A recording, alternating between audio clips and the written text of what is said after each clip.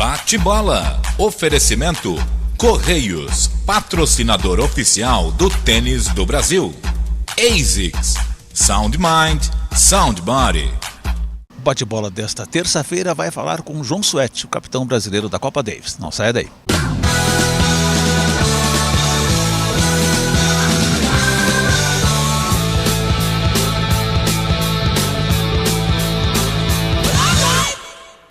O bate-bola de hoje vai conversar com o capitão brasileiro da Copa Davis, João Suete, para ver qual é o nosso futuro.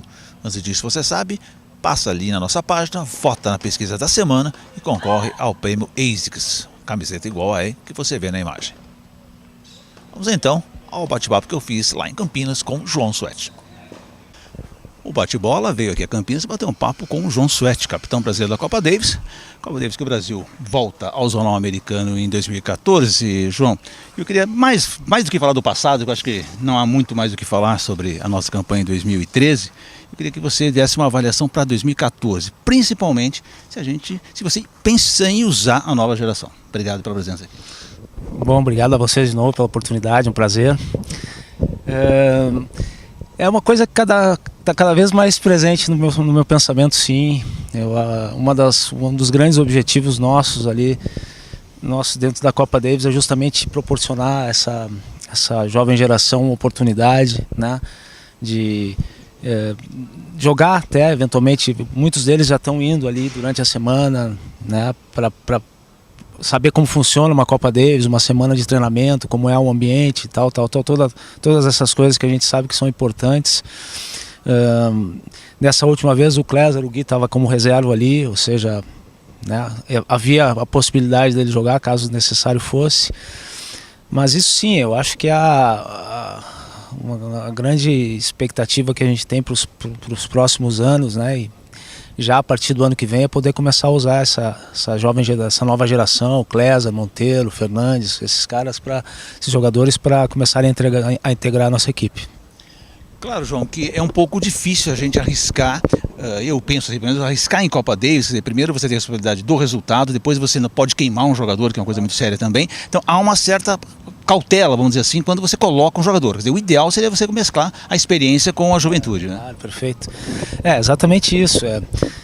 A gente tem que ter calma nesses momentos, porque tem alguns fatores que são importantes, né? O primeiro deles é saber que esses jovens já têm um certo nível, uma certa preparação, já estão prontos para enfrentar até um certo ponto a situação e o que acontece quando se joga uma Copa Davis, né?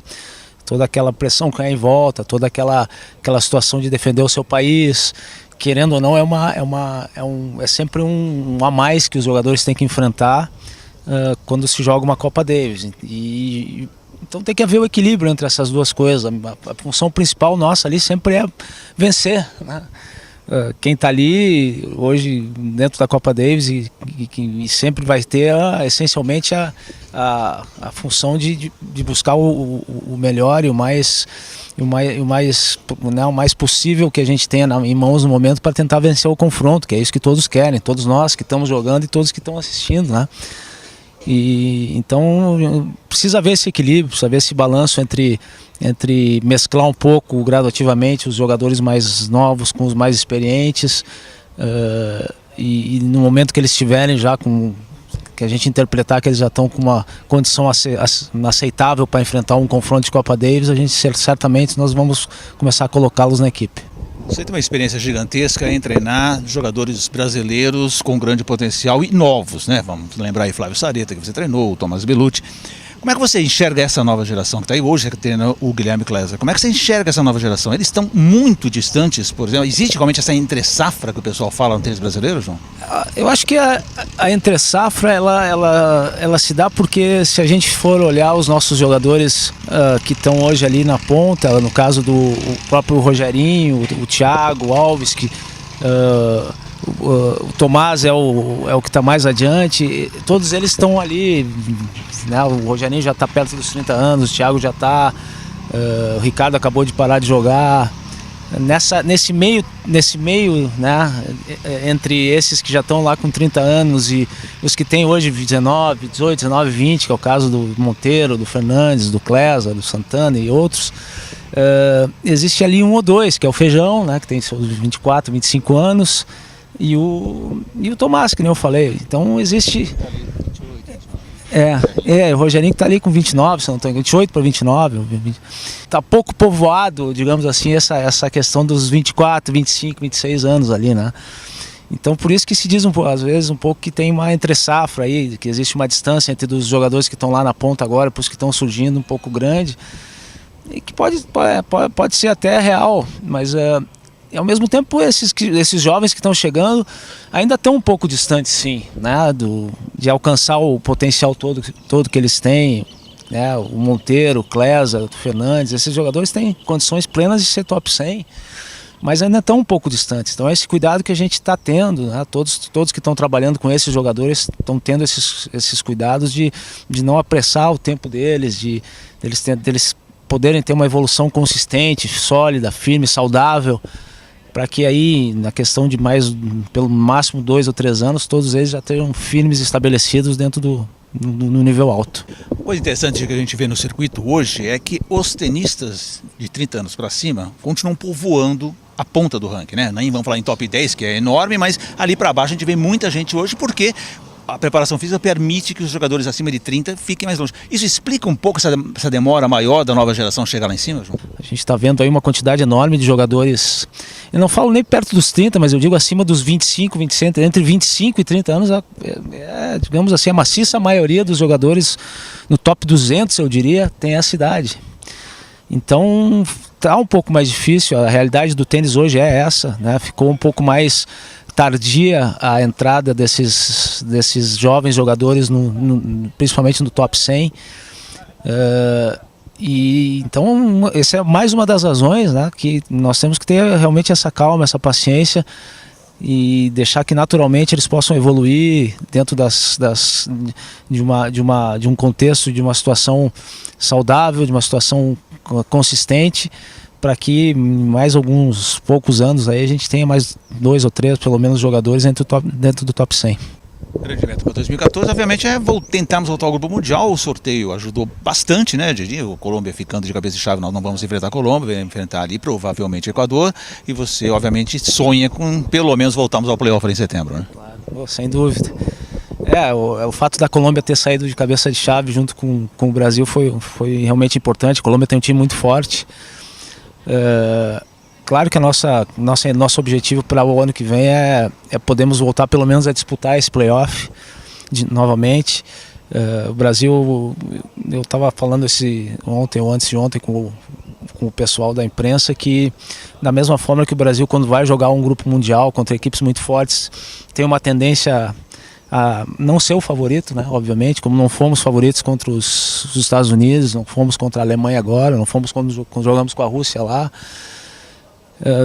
Da mesma forma, né, que isso acontece quando jogamos o zonal com equipes, né, que são conhecidas nossas aqui, o Brasil é sim favorito, né? Isso a gente tem que reconhecer também. Nossa equipe com a dupla que tem, que incrível, com o Tomás nas suas condições normais, é favorita sim contra qualquer um desses times aqui do grupo zonal. E vamos fazer de todo o possível para que o ano que vem possamos vencer esse primeiro confronto e em setembro disputarmos de novo uma vaga para o Grupo Mundial. Só para encerrar, João, uma pergunta que todo mundo me faz e eu às vezes fico com dificuldade para responder. A Argentina tem menos torneios, tem menos patrocinadores, tem muito menos condições e tem muito mais jogadores entre os top 100 e principalmente na ponto ranking. Como é que a gente explica isso?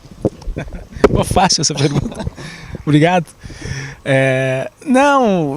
Tem muita coisa envolvida aí, né, Zé Nilton? Mas eu acho que um dos fatores para nós técnicos que é muito importante é que eles conseguem concentrar mais a questão dos bons jogadores, dos grandes jogadores, dos jogadores de ponta deles com os que vão chegando. Existe uma coisa uma situação mais concentrada. Sabe muito bem que Buenos Aires ali concentra muito desses jogadores, a grande maioria está concentrada ali.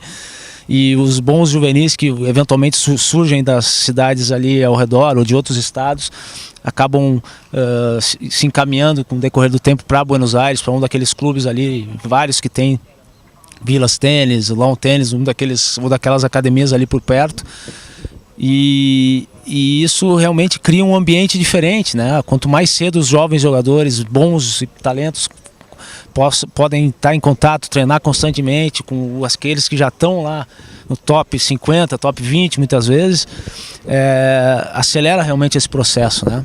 A Europa tem muito isso, os jovens europeus estão sempre rapidamente ou prematuramente jogando torneios grandes, convivendo com os jogadores de ponta.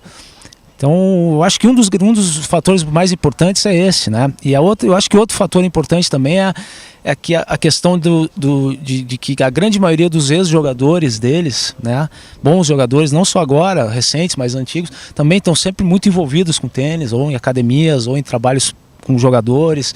E isso mantém muito forte, eles fomentam muito isso dentro do meio tenístico deles, né? Jogadores que têm um know-how muito grande, que foram jogadores top, que têm uma bagagem enorme nas suas costas, estão ali sempre envolvidos de uma certa forma com aqueles que estão buscando isso agora nesse momento, estão auxiliando, se não direto, às vezes indiretamente, às vezes até bancando, patrocinando, né, jogadores. Então eles têm essa cultura diferente da nossa e existem outros fatores, obviamente, mas para não ser muito, né, para não me alongar muito aqui, eu colocaria esses dois fatores principais que são mais da questão técnica, né, onde eu estou envolvido, que eu acho fundamental a questão dos jovens jogadores poderem. Pô, imagina um jogador jovem, novo, com seus 16, 17 anos, poder estar treinando constantemente com o Nalbandian, com o Mônaco, com o Del Potro, sei lá, antes com o Cella, com o Gaudio, com etc, com tantos outros que tiveram aí. Então acelera realmente o processo desses jovens na questão deles, né, se integrarem mais rapidamente àquele lugar aonde eles querem chegar, né? Eu acho que é um passo por uma situação realmente importante. Dá pra sentir quando alguém puxa alguém, vai. Às vezes de primeira. Os Correios estão fazendo 350 anos e o SEDEX tem o maior orgulho em ter o DNA dos Correios. Puxamos o jeito de olhar para o futuro e querer se reinventar sempre. Puxamos o jeito de andar por todo esse país. E a gente espera ter herdado também a longevidade e um dia chegar aos 350 anos. Só SEDEX é SEDEX, porque só SEDEX é dos Correios. Bate-bola. Oferecimento Correios, patrocinador oficial do tênis do Brasil. ASICS, Sound Mind, Sound Body.